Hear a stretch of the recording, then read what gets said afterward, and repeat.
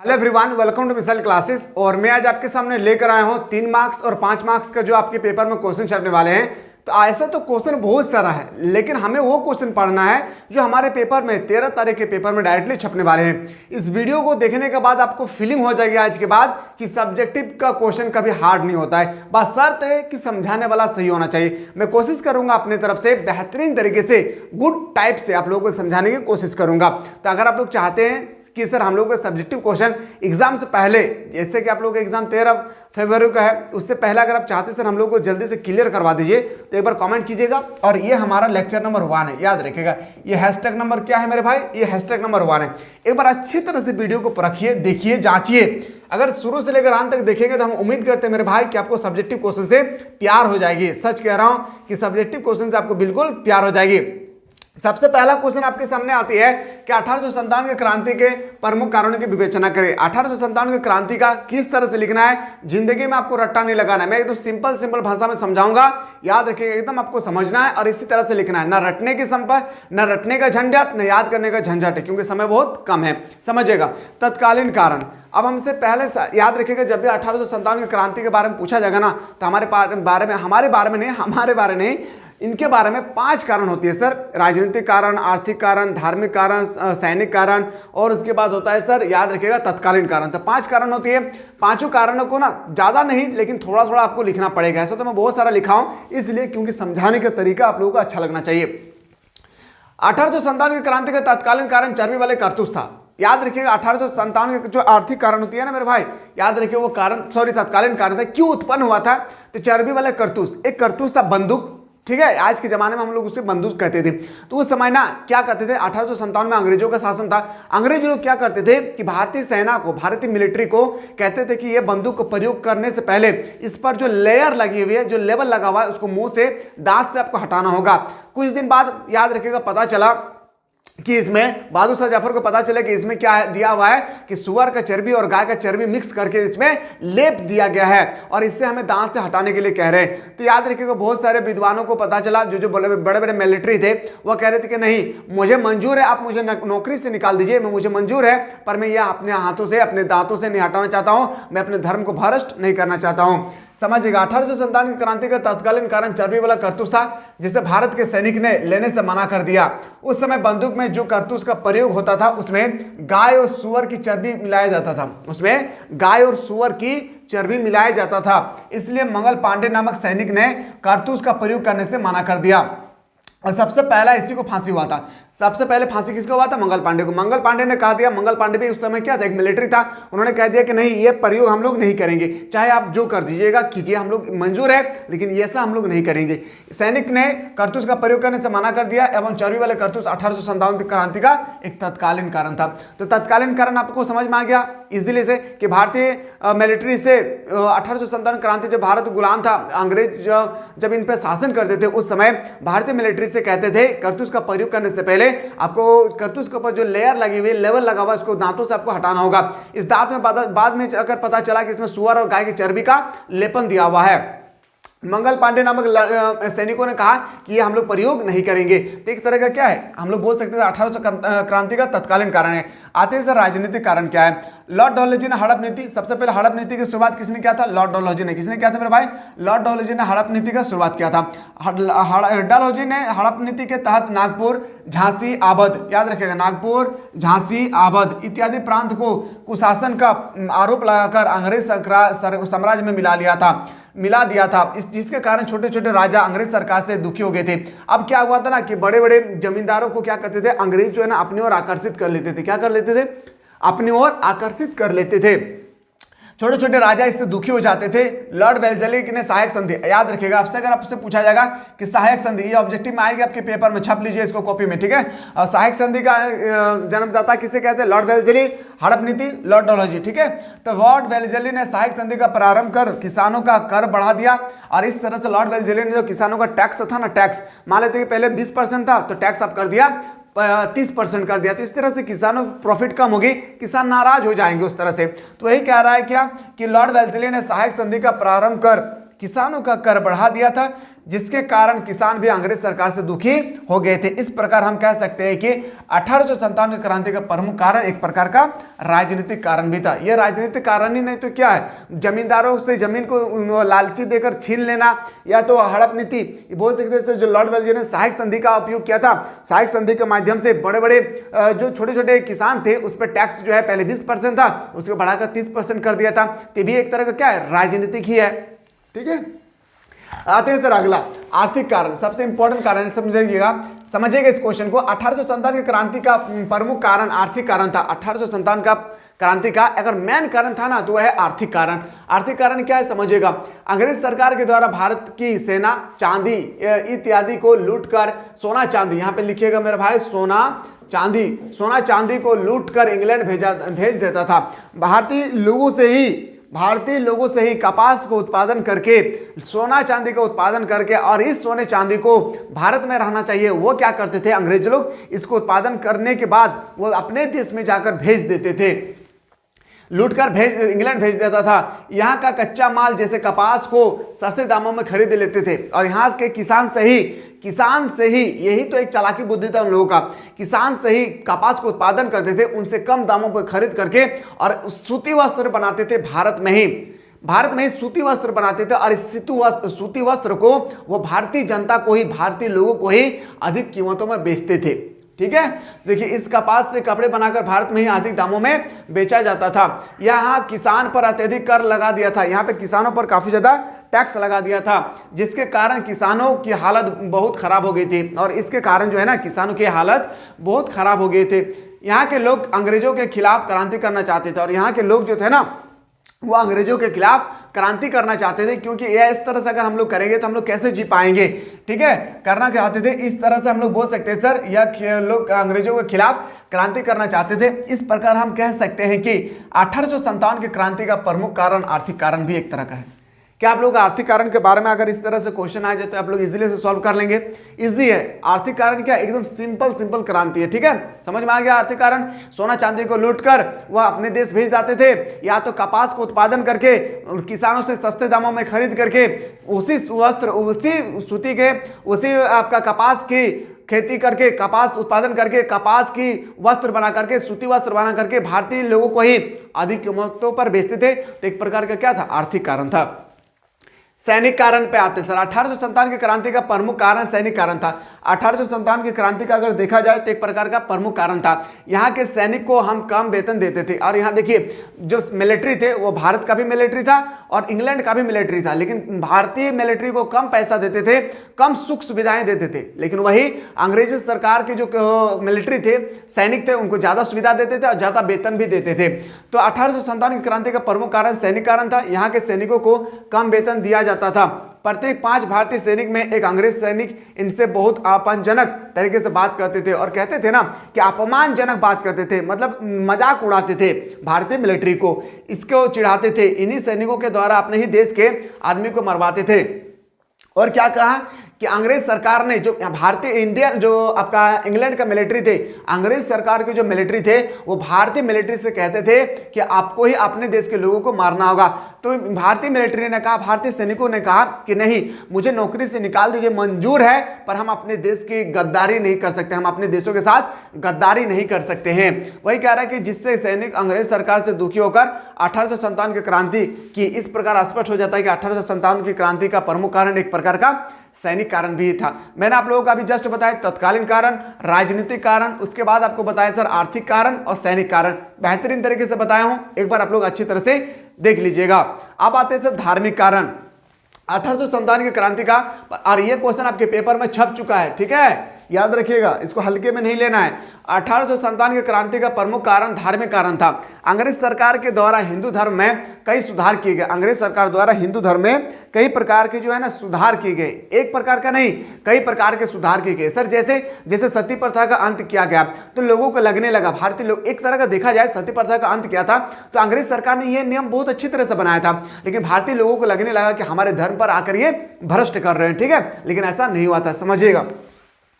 1857 की क्रांति का प्रमुख कारण धार्मिक कारण था। अंग्रेज सरकार के द्वारा हिंदू धर्म में कई सुधार किए गए थे। अंग्रेज सरकार द्वारा हिंदू धर्म में कई प्रकार के सुधार किए गए थे, जैसे लॉर्ड विलियम बेटिंग, क्या लॉर्ड विलियम बेटिंग के द्वारा सती प्रथा का अंत किया गया। अगर आपसे ऑब्जेक्टिव में क्वेश्चन आए क्या है कि आपसे पूछा जाएगा सती प्रथा का अंत किसने किया था, लॉर्ड विलियम बेटिंग ने किया था। बाल विवाह पर रोक लगा दिया था। छोटे छोटे बच्चे पर छोटे छोटे उम्र में शादी हो जाते थे, 5 साल 6 साल 7 साल के बच्चे में शादी हो जाते थे। तो इस तरह क्या है, बाल विवाह, इस तरह से क्या होगी, मानसिकता में कमी होगी। तो हालांकि अच्छे कार्य था, लेकिन हिंदू लोगों को लगने लगा कि अंग्रेज हमारे संस्कृति और धर्म में हस्तक्षेप कर रहा है, इसलिए उन्होंने अंग्रेजों के खिलाफ क्रांति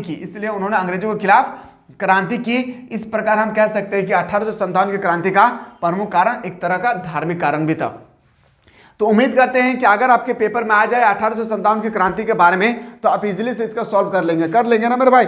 अगर इससे रिलेटेड अगर आपके पेपर में क्वेश्चन आ जाए तो आप इजीली से इसका सॉल्व कर लेंगे, हमें उम्मीद है। अब आते हैं सर 1857 की क्रांति का असफलता। 3 क्वेश्चन आएंगी, याद रखिएगा। 1857 की क्रांति से रिलेटेड पहला 1857 क्रांति के प्रमुख कारणों की विवेचना करें, दूसरा असफलता के कारण, उसके बाद परिणाम का कारण आएगी, ठीक है। तो आपको तीनों को आपको अच्छे ढंग से लिखना पड़ेगा, तब जाकर आपको मार्क्स मिलेगी, ठीक है। तीनों में से एक आएगी, कौन सा आएगा ये कोई गारंटी नहीं है, कुछ भी आ सकता है। जैक बोर्ड है बाबू रे, कुछ भी यहां पे आ सकता है, ठीक है। चलिए देखते हैं सर हम लोग पहला पॉइंट, आज समय से पूर्व क्रांति का होना, समय से पहले ही क्रांति हो जाना। 1857 की क्रांति का असफल होने का प्रमुख कारण क्रांति का समय से पूर्व होना था, यानी क्रांति का तारीख 30 तारीख को निर्धारित किया गया था। एक होता है ना कि हम लोग सब जाकर हम लोग आंदोलन करेंगे 30 तारीख को, 31 तारीख को रखा गया था, लेकिन यह क्रांति 10 मई 31 तारीख को है, लेकिन हम लोग 10 मई को ही कर दिए। आप बताइए, सभी लोग जो 31 तारीख को एक्साइटेड है कि हम लोग जाकर आंदोलन करेंगे।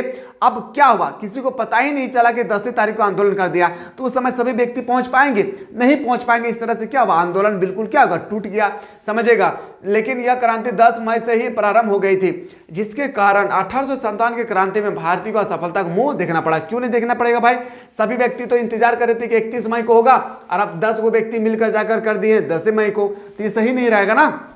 इस तरह ग्रुपिंग टूट जाती है। अगला पॉइंट पे आते हैं सर, देसी राजाओं का अंग्रेजों के सहयोग करना। भारत का बहुत सारा ऐसा चौरपट इंसान थे, चौरपट मतलब समझ रहे ना, गद्दार थे। छोटे छोटे व्यक्तियों को क्या करते थे, राजाओं को वो क्या करते थे, अंग्रेज लोग लालच देते थे, और छोटे छोटे राजा जो थे मेरे भाई, वो लालचों के कारण राजा उनके पक्ष में आ जाते थे। कैसे समझेगा, भारत के छोटे छोटे प्रांतों के राजा अंग्रेजों का साथ देते थे, अपनी योजना का अंग्रेजों को बताते थे। उदाहरण के लिए राजस्थान, हैदराबाद, गुजरात आदि प्रांत के राजाओं की ने क्रांति का दमन करने के लिए अंग्रेजों का साथ दिया। 1857 का क्रांति में विफलता का सबसे बड़ा कारण देसी राजाओं का अंग्रेजों का सहयोग देना। अब हम लोग बोल सकते हैं, हम लोग तो मिलकर इसका आंदोलन करेंगे ना कि 1857 की क्रांति तो बिल्कुल गलत बात है। तो 1857 की क्रांति में जब हम लोग आंदोलन करने जा रहे हैं, तो कुछ कुछ ऐसा व्यक्ति है, बोलते हैं ना कि सरसों के शेरशाह ने क्या बोलते जी, खोटा भाषा में, सरसों के अंदर में भूत घुसा हुआ, वही हुआ था यहाँ पे 1857 क्रांति में। तो कुछ लोग जाकर कह देते थे कि भारतीय लोग ऐसा योजना तैयार कर रहे हैं आप लोगों को युद्ध करने के लिए, आप लोगों के साथ आंदोलन करने के लिए। तो वो लोग पहले सुधर जाते थे, पहले वो लोग क्या करते थे, वो लोग भी हथियार के साथ खड़े हो जाते थे। पॉइंट नंबर 3, विद्रोह का क्षेत्र का सीमित होना। 1857 की क्रांति का प्रमुख कारण विद्रोह क्षेत्र का सीमित होना था। यह विद्रोह लखनऊ, मेरठ, बंगाल तक ही सीमित था। अगर इस विद्रोह को पूरे भारत में किया जाता तो शायद हम लोग 1857 की क्रांति की आजादी मिल जाती। 1857 की क्रांति ज्यादा राज्यों में नहीं था, क्या कहाँ था, लखनऊ में था, याद रखिएगा, मेरठ में था, बंगाल में था, इसके अलावा नहीं था। लेकिन अगर सभी राज्यों में होती तो सभी राज्य के लोग जाकर उठकर अगर जाते, आंदोलन करते, तो अंग्रेजों को हार का मुंह का सामना देखना पड़ता था, ठीक है। तो देखिएगा मिल जाती थी। इस प्रकार हम सकते हैं कि विद्रोह के क्षेत्र का सीमित होना 1857 क्रांति का सफलता का बड़ा कारण था। पॉइंट नेक्स्ट है सर, सीमित साधन। क्या आप लोगों को समझ में आ रहा ना, इस तरह से क्वेश्चन आएगा 5 मार्क्स का, 1-2 मार्क्स का नहीं मेरे भाई, 5 मार्क्स का आपके पेपर में क्वेश्चन आएगा तो कर लेंगे ना। 1857 की क्रांति का असफल होने का सबसे प्रमुख कारण सीमित साधनों का होना। हमारे पास सीमित साधन था, हमारे पास अच्छे हथियार नहीं थे, हमारे पास सीमित साधन थे। यानी लड़ाई करने के लिए तो हथियार होना बहुत जरूरी है। अब लड़ाई कर रहे हैं, हमारे पास हथियार ही नहीं है, हथियार की कमी अगर हो जाएगी तो हम लोग आंदोलन जीत नहीं पाएंगे। तो यहाँ पे भारत के साथ वही हुआ, हमारे पास अच्छे हथियार नहीं थे, और हमारे सैनिक के पास अगर संसाधन होते तो शायद हम लोग 1857 की क्रांति आजादी मिल जाती। 1857 क्रांति का असफलता का सबसे बड़ा कारण एक सीमित साधन थे। भारतीय लोगों के पास ना तो उतना गोला बारूद था, ना ही उतना बंदूक था जिससे उनके पास वो खुलकर सामना कर सके, लेकिन उन लोगों के पास था एकदम सीमित संसाधन। क्या था? सीमित साधन था। लॉर्ड कैनिंग की योग्यता, लॉर्ड कैनिंग एक योग्य शासक था उस समय। 1857 की क्रांति के समय लॉर्ड कैनिंग एक योग्य शासक था। 1857 की क्रांति के समय भारत का गवर्नर लॉर्ड कैनिंग था। इस एक बार याद रखिएगा, इसको एक बार नोट डाउन कर लीजिएगा। 1857 की जब क्रांति हुई थी ना, उस समय याद रखिएगा भारत का गवर्नर कौन था? लॉर्ड कैनिंग था। ठीक है, याद रखिएगा। इन्होंने क्रांति का नेतृत्व अच्छे तरीके से किया, धैर्य बनाए रखा। यह इसकी योग्यता ही थी कि इसको 1857 क्रांति में विजय प्राप्त हुआ था। इस प्रकार हम कह सकते हैं कि 1857 की क्रांति के विफलता का सबसे बड़ा कारण एक कैनिंग की योग्यता भी था। कैनिंग के अंदर में बहुत ताकत थी। क्या थी मेरे भाई? कैनिंग के अंदर में बहुत सी ताकतें थी। अब आते हैं सर अगला क्वेश्चन पे। अगला क्वेश्चन है सर महात्मा गांधी के परिचय के बारे में अगर आपसे पूछेंगे तो इजीली से लिख लेंगे। महात्मा गांधी का परिचय उतना हार्ड नहीं है, हम सभी को अच्छी तरह से पता है महात्मा गांधी के बारे में। महात्मा गांधी का नाम क्या है, महात्मा गांधी का राजनीतिक गुरु कौन थे, महात्मा गांधी कब वहां पे गए थे, अफ्रीका गए थे, कब लौटे, कब यहाँ पे आंदोलन किए, सारा चीज आप लोगों को अच्छी तरह से पता होगा। यस या नो बोलिए मेरे भाई, पता होगा ना? एक बार लिख लेंगे ना इसके बारे में, महात्मा गांधी के बारे में। जैसे मैं आपको बता दूं, देखिए अब एक बार लिख लीजिएगा, ये क्वेश्चन बहुत सिंपल है, ठीक है, इसको आप लोगों को ज्यादा ध्यान नहीं देना। हाँ, आप यहाँ पे देखना है मेरे भाई कि सविनय अवज्ञा आंदोलन या दांडी यात्रा नामक सत्याग्रह सब क्या समझते हैं। गुजरात में अंग्रेज सरकार के द्वारा नमक की खेती करने पर प्रतिबंध लगा दिया गया था। अंग्रेज सरकार द्वारा गुजरात में खेती करने में, नमक बनाने में प्रतिबंध लगा दिया था। गुजरात में अंग्रेज सरकार के द्वारा नमक की खेती करने पर प्रतिबंध लगा दिया था। किसके द्वारा? अंग्रेज सरकार द्वारा। किसको लगाया था? भारत को प्रतिबंध लगा दिया था। वहां के किसान की दशा बहुत खराब थी, और वहां की जो किसान की दशा थी ना, वो बहुत ही खराब थी। किसान की वहां दशा बिल्कुल बहुत खराब हो गई थी, क्योंकि उन लोगों का घर और बच्चे का पढ़ना लिखना नमक की खेती करके ही चलता था। एग्जाम्पल मान लेते हैं, हम लेबर करके काम करते हैं, किसी फैक्ट्री में हम काम करते हैं, और इस काम करने के बाद हम बहुत दिनों से काम कर रहे हैं, और अचानक हमें फैक्ट्री वाले के मालिक ने कहा आपको कल से काम पे नहीं आना होगा, आपको नहीं, आपके जगह पे हम लोग या किसी और को लगा देंगे। तो हमें दुख पहुंचेगी। हमें तो सबसे पहले ये सोचेंगे हमारा घर कैसे चलेगी, हम बच्चों को पढ़ाएंगे लिखाएंगे कैसे। ठीक उसी तरह से था कि वहां के जो किसान लोग थे ना, वहां के किसान के जो थे, उन लोगों को जब जैसे मना किया कि यहाँ पे आप लोग खेती नहीं कर सकते हैं, यहाँ पे जैसे उन्होंने सुना कि ऐसा हम लोगों को कहा अंग्रेज सरकार ने, तो उन्होंने मन में एक खोट पैदा हुआ। क्या? कि हमारे बच्चे को पढ़ाई लिखाई पर हम लोग कैसे करेंगे, पढ़ाई लिखाई के लिए तो पैसा चाहिए। इसीलिए कह रहा था कि लोगों का घर और बच्चे का पढ़ना लिखना नमक की खेती करके ही चलता था। नमक की खेती करने पर प्रतिबंध लगाने के कारण वहां के किसान बेरोजगार हो गए थे। अब वहां पे नमक की खेती पर प्रतिबंध लगा दिया तो वह बिल्कुल बेरोजगार हो गया। मुझे फैक्ट्री से निकाल देंगे तो हम बेरोजगार हो जाएंगे। यह लोग भागते हुए महात्मा गांधी के पास गए, यह लोग भागते हुए महात्मा गांधी के पास गए और सारी बात महात्मा गांधी को बताया। महात्मा गांधी ऐसा ऐसा हम लोगों के साथ गुजरात में हो रहे हैं। महात्मा गांधी ने अपने साबरमती आश्रम में 79 कितना मेरे भाई 79 साथियों के साथ चलना प्रारंभ किया। महात्मा गांधी को जैसे पता चला कि हमारे देश में रहकर, हमारे देश की मिट्टी में रहकर, हमारे देश के फसल को खा करके ये हमारे साथ गद्दारी कर रहे हैं, उन्होंने कहा कि चलो चलो देखते हैं हम लोग क्या करते हैं लोग। तो 79 लगभग 80 व्यक्ति उनके साथ चलना प्रारंभ किया।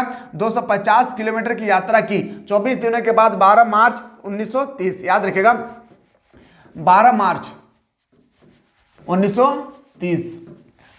1930 को दांडी पहुंचे। वहां पहुंचने के बाद समुद्र के जल से नमक बनाकर नमक कानून तोड़ा। इसी घटना को सविनय अवज्ञा आंदोलन या दांडी यात्रा के नाम से जाना जाता है। चाहे आपका दांडी यात्रा के बारे में आए या आपका सविनय अवज्ञा आंदोलन के बारे में आए, आपको लिखना है इसी तरह से। मैं क्या बोल रहा हूं, सविनय अवज्ञा आंदोलन के बारे में आए या आपका दांडी यात्रा के बारे में आए, आपको लिखना है इसी तरह से, जिस तरह से मैं अभी आपको बताया हूं। ठीक है, एकदम कॉमन क्वेश्चन है, ऐसा ही क्वेश्चन आपके पेपर में आएगी सर। अगला क्वेश्चन है जालियांवाला बाग हत्याकांड। आप लोगों को बहुत अच्छी तरह से पता होगा, ये तो पूरा हम लोग क्लास 10 से ही पढ़ते आ रहे हैं। आते हैं सर मेन क्वेश्चन, भारत छोड़ो आंदोलन सबसे इंपॉर्टेंट है। भारत छोड़ो आंदोलन के बारे में आपसे क्वेश्चन आएगी, खिलाफत आंदोलन के बारे में क्वेश्चन आएगी, समझिएगा अभी। भारत छोड़ो आंदोलन की शुरुआत 8 अगस्त 1942 ईस्वी को शुरू किया गया था। भारत छोड़ो आंदोलन की शुरुआत 8 अगस्त 1942 को शुरू किया गया। इस आंदोलन के प्रमुख नेता महात्मा गांधी थे। इस आंदोलन के प्रमुख नेता जो थे वो कौन था? महात्मा गांधी था। याद रखिएगा भारत छोड़ो आंदोलन कब शुरू हुआ था, याद रखिएगा मेरे भाई 8 अगस्त 1942। इसी आंदोलन के समय महात्मा गांधी ने एक नारा दिया था, करो या मरो, जो होगा सो देखा जाएगा, लेकिन लड़ेंगे इस बार। भारत छोड़ो आंदोलन की शुरुआत 8 अगस्त 1942 ईस्वी को शुरू किया गया। इस आंदोलन के प्रमुख नेता महात्मा गांधी थे। भारत छोड़ो आंदोलन का अर्थ यह नहीं था कि अंग्रेज को उठाकर फेंक दिया जाए। भारत छोड़ो आंदोलन का ये नहीं मानना नहीं था कि हम लोग अंग्रेज को उठा करके फेंक देंगे, ऐसा मानना नहीं था। इसका अर्थ था केवल सत्ता हस्तांतरण करना।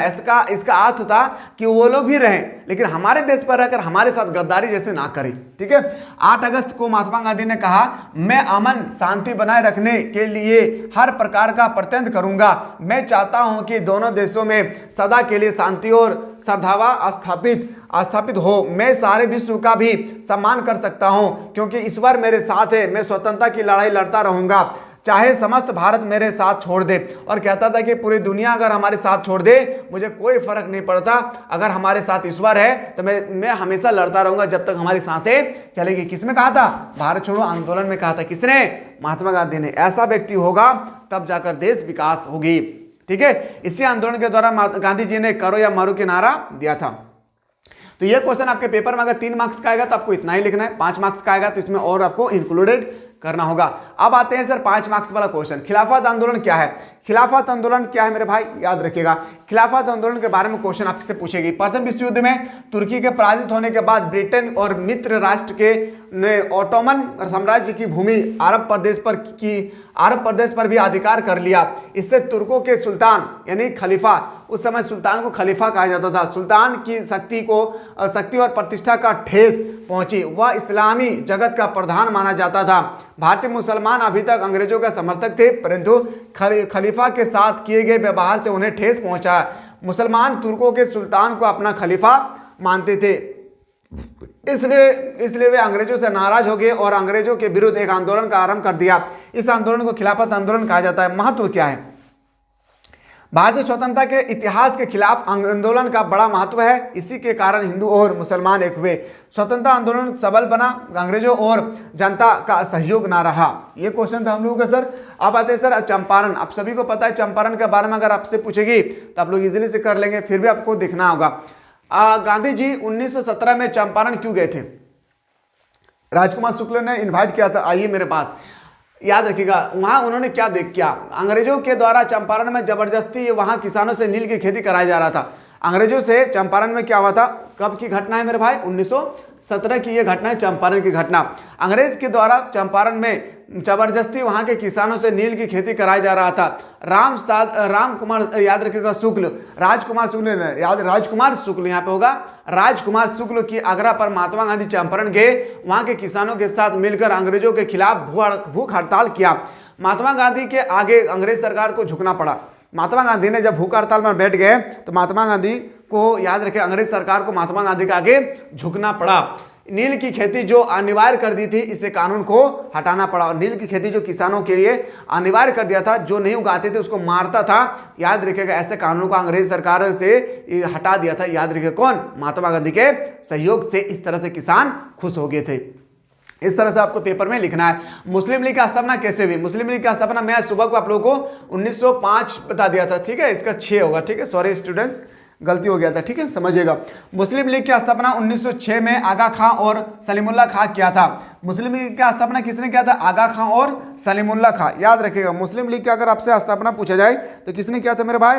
याद रखिएगा आगा खां और सलीमुल्लाह खां, ठीक है। मुस्लिम लोगों का मानना था कि मेरा रहन सहन खान पान अलग है। मुस्लिम लोगों का उस समय मानना था 1906 में कि हमारा अभी भारत आज़ाद भी नहीं हुआ था, उससे पहले की घटना है। मुस्लिम लोगों का मानना था कि हमारा रहना खाना पीना सब कुछ क्या है? बिल्कुल अलग है, इसलिए हमें अलग देश चाहिए। ढाका में मुस्लिम लीग की स्थापना किया गया। और ढाका में क्या किया? मुस्लिम लीग की स्थापना किया गया। वर्तमान समय में मुस्लिम लीग पाकिस्तान की सबसे बड़ी पार्टी है। मोहम्मद अली जिन्ना ने भी इस पार्टी का समर्थन किया था।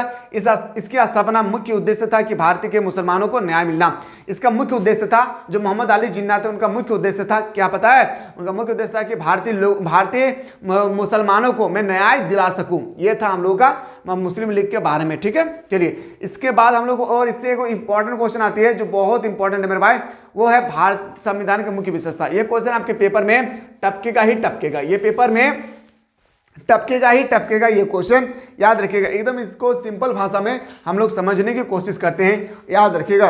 एक एक क्वेश्चन को एकदम निचोड़ कर देखना है, एग्जाम से पहले सारा क्वेश्चन को हम लोग को कवर कर लेना है। जब हम लोग कवर कर लेंगे ना तो एक भी क्वेश्चन कहीं से भी आए, याद रखिएगा आपने बहुत अच्छे से सर हमें मेहनत करवाए थे, जिस कारण से मैंने सर 30 में से 30 क्वेश्चन हिंदी इलेक्टिव में सही करके आए। Thank you so much sir. मेरे भाई 30 में से 30 सही करके आए। इस बार आप लोगों को 42 में से 42 सही करके आना है। किसमें? हिस्ट्री में 42 में से 42 सही करके आना है, ठीक है।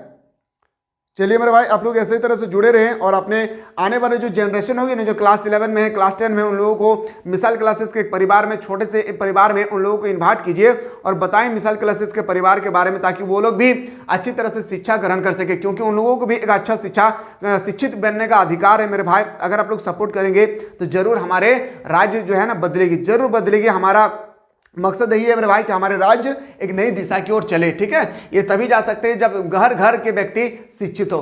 आते हैं सर अगला क्वेश्चन पे, भारतीय संविधान की मुख्य विशेषता क्या है। सबसे पहले आपको विशेषता के बारे में आपको लिखना है। जब भी इस तरह से लिखेंगे सबसे पहले आपको भारतीय संविधान के बारे में कुछ इंट्रोडक्शन देना होगा, ठीक है, समझिएगा।